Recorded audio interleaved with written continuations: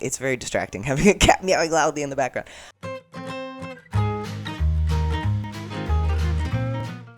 Hello, everybody. It is Tom, and I am back with another Heartstopper-ish Read. That's the hand motion for...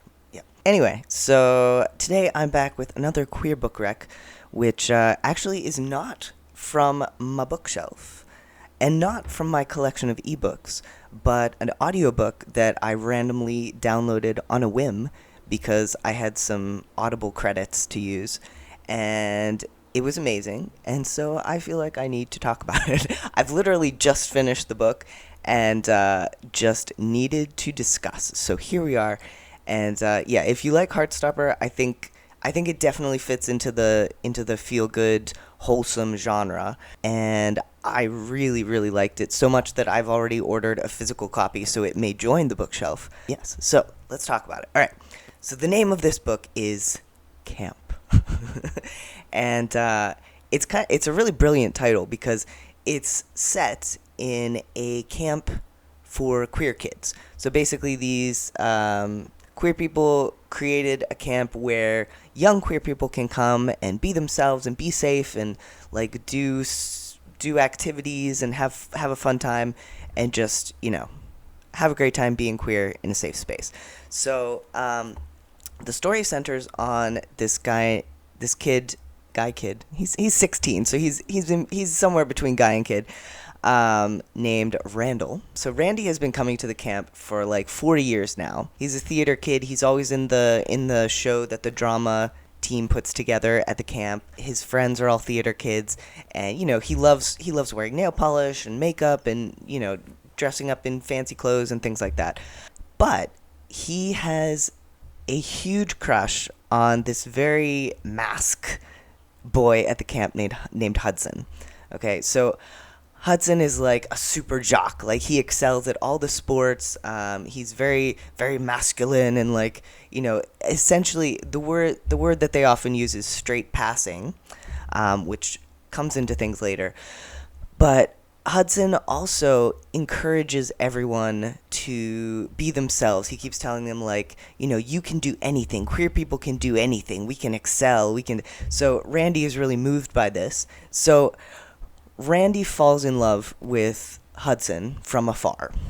And the issue is that Hudson doesn't notice him because Hudson is mask for mask. So essentially, Hudson is always having these flings with the other kind of masculine guys at the camp, and he doesn't show any interest towards the more femme-leaning of gay guys at the camp, or, queer guys at the camp. So Randy concocts this, like, rom-com plan where between one summer and the next, he cuts his hair short, he starts weightlifting and like learns sports and so when he comes back to the camp, and this is how the story starts, it starts with him arriving at the camp. He decides that instead of going by Randy, he's going to go by Dell for the second half of his name and do his best to attract Hudson's attention. So his plan is he attracts Hudson's attention by looking like Hudson's ideal man. They get to know each other, they fall in love, and then Randy slowly, like, reveals who he really is.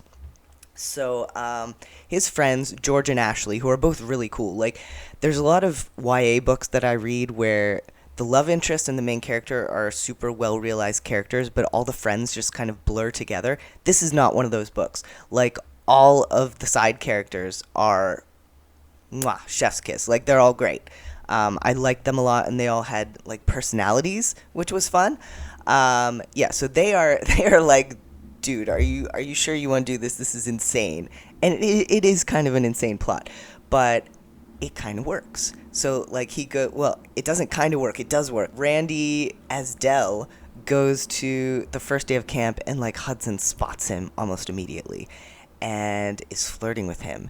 And Randy's whole thing, is that he doesn't want to be just another one of Hudson's conquests. Because up until then, every year Hudson has, like, he'll have a boyfriend for, like, a week or two, and then move on to someone else. And Randy is determined not to let that happen to him. And we have Darla meowing in the background. I don't know if you can hear her. What? Where are you? She's walking into the distance, just meowing. But yeah, so Randy is determined that he is not going to be just a conquest. So yeah, tell us about it. All right, so Randy is very determined not to become just a conquest. Like, he's in it for the long haul. He wants Hudson to fall in love with him. So things go pretty well. Like, Hudson, because he never noticed him before and because he looks so different, doesn't recognize Randy as Del. So Randy he doesn't lie exactly, but he doesn't correct Hudson when Hudson thinks it's very distracting having a cat meowing loudly in the background. He doesn't correct Hudson when Hudson assumes that Del is a new kid to the camp. So Hudson's showing him around and stuff like that, and the plan goes pretty well. Like, they start falling for each other. I mean, Randy has already fallen for Hudson, but falls for him more as they get to know each other. And because Randy is trying not to be a conquest, he insists that they keep the physical side of their relationship, not... Darla, you're really distracting me. Randy insists that they don't go too far with their physical relationship. So they're spending all this time talking and making out because, but they talk, they get to know each other, and we learn a lot about why Hudson has this feeling that he needs to be super masculine and the guys he dates has to be super masculine. And the character development and the depth of what's going on there, and like Hudson's backstory with his parents and his grandma, and just, it is so well done. And the whole book has so much to say about the importance of identity and being who you are, but also being safe. And it tackles a lot of complicated issues, but does it very well. And like, going through, I mean, when you hear the setup of the plot, I mean, it is a rom-com plot. There's going to be the liar reveal moment. Like, that's inevitable. It's all going to come crashing down. This. But the story is so fun and, like, optimistic and hopeful even when bad things are happening that you kind of don't mind that that's going to happen. And I would not be recommending it if it had a bad ending. So, like, trust me, stick with it to the end. You will not be disappointed. But yeah, I won't give too much else away, but like the setting of the camp and just every character is some manner of queer, and there's so many different kinds of people, and it just reflects all these different kinds of queerness. And apparently it's being turned into a movie directed by Billy Porter and starring him as one of the counselors, which the second I saw that he was going to be in it as well, I was like, I bet he's going to be Mark, the counselor, and he is. So yeah, so I'm really excited about that because this story deserves to be made into a movie or a series or something. But yeah, what else was I going to say? There was something else I was going to say. It's like, it's not even 9 o'clock yet on a Sunday morning, and I did not sleep well because Darla woke me up at 1:30 in the morning, and then Benny, my other cat, threw up at 4 o'clock in the morning, and then Darla woke me up at 5 o'clock in the morning, so I am sleep deprived as heck. But we're going to work through it. Okay, so what else did I want to say? Oh, so I looked on the Amazon review page, and one of the criticisms that a review threw at this book was that it had too many gay stereotypes. And that review kind of tells me that the person did not get the book, because the whole point of the book is that if the stereotype is who you are, be that. It doesn't matter. Like, it doesn't, because one of the themes that's running through it is kind of the shame that Hudson feels towards, because, he has some interest in, quote-unquote femme things as well, but is suppressing it because of the messages that he gets from his family.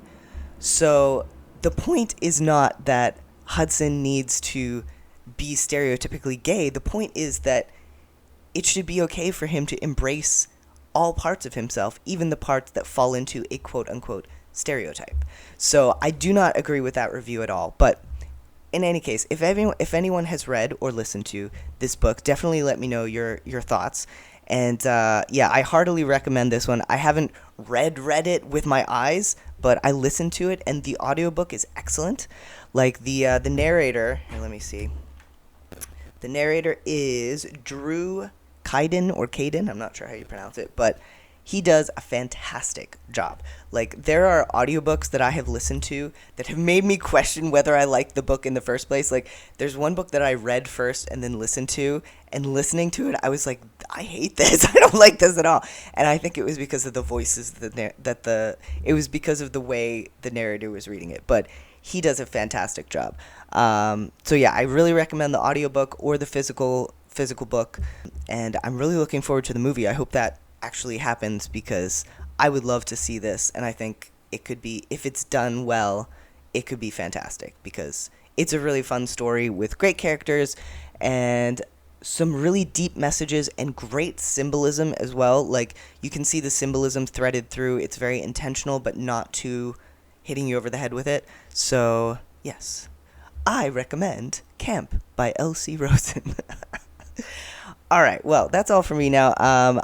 In the video where I asked you for AMA questions, a lot of you responded, so I hope to get at least the first part of an AMA video released pretty soon to answer some of those questions, because you had some really great questions. I look forward to talking about those. So we'll see. I want to answer all of them if I can, in which case it might become a series of videos, but I also don't want to bore the crap out of people who are only here for like Heartstopper and Scam and queer stuff. I mean, technically stuff about me is queer stuff because I am queer, but I don't want to be too boring with like, let's talk about me for 20 minutes. So we'll see, but I will try to answer as many as I can. And yeah, so let me know your thoughts in the comments. Darla has thoughts as well. She's just been fed, but now she wants attention, so I will go shower attention upon her. As usual, if you want to follow me on social media, go for it. I usually follow people back. Okay, have I gone out of focus a little bit? I mean, mentally always, but the last 2 seconds of this video are in excellent focus on my face. So, all right, talk to you guys later. Bye.